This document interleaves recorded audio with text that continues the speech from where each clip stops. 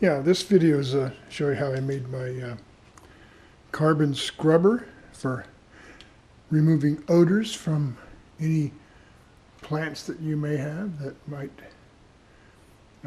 be a little smelly for the neighbors and so on.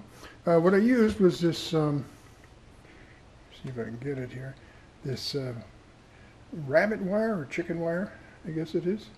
Got it at Home Depot. It's pretty standard stuff. You can get it anywhere. I think it's like 1/4-inch squares.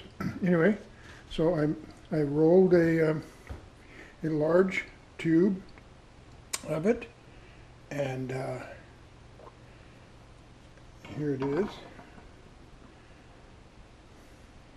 And I made these top things with my 3D printer because the edges were so sharp. And it was really hard to do the next step, which is to, after you get that on there, is to put pantyhose over the top of it. That's to keep the activated charcoal in. And so by putting this on here, the pantyhose will slide over it easier. I'd say to get the largest pantyhose you can get. I used, I guess, mediums because I wasn't very well versed in that stuff. And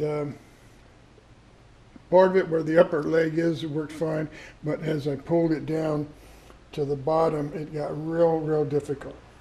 Anyway, nonetheless, I ended up screwing up a little bit. I was testing it out later and burnt a hole in it. Had to fix it. Anyway, this is what it looks like, and that's the large one, and here's one, same method, and it's a much narrower one, as you can see. So then on the 3D printer, I made a base, and it was too big to put in my printer, or to have it print out. It just wasn't big enough, so I split it in half in NetFab and printed each half, and then used acetone to put them together, which works very well. And put some holes in it. Got me some threaded rod, which you'll see how that works a little later. And so what we do is this goes in, and it fits in that bottom piece, okay? And then this goes over the rods and goes all the way down and fits in its little slider. And I made this top piece.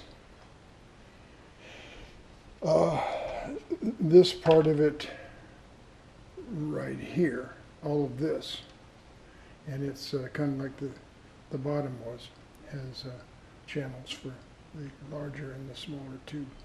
And this distance in between here, this is where the activated charcoal is going to go. It's going to fill all the way up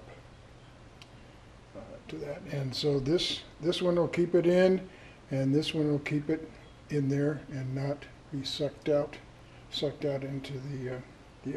Anyway, so this is the top, and this is the result of a plan that I had, and I printed it out. And this is the top piece is a separate piece that I ABS'd it on, and I have some braces in there just to make sure it's good. And then here's some touch-up holes for the carbon, so I can get it all the way to the top. And I've got 3 of those all the way around, and I've made little covers for them, and put some rubber sheeting that I had underneath just to you keep it more airtight. Fits on there, nice and solid. And then I have these little rubber grommets that I picked up just to It's not critical, but just to keep it, the air from going in there rather than come through the side.